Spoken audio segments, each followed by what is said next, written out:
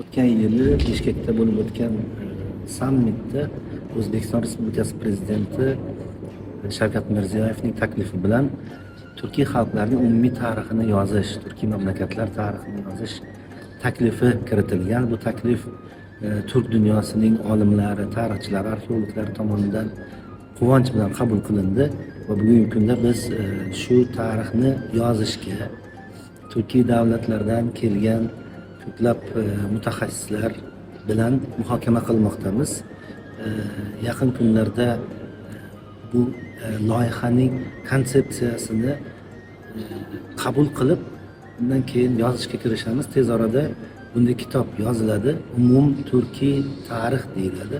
Umumiy turk tarixi ota-bobolarimizning qadimdan boshlab madaniyati, sivilizatsiyasi, davlatchiligi tarixni qamrab oladi.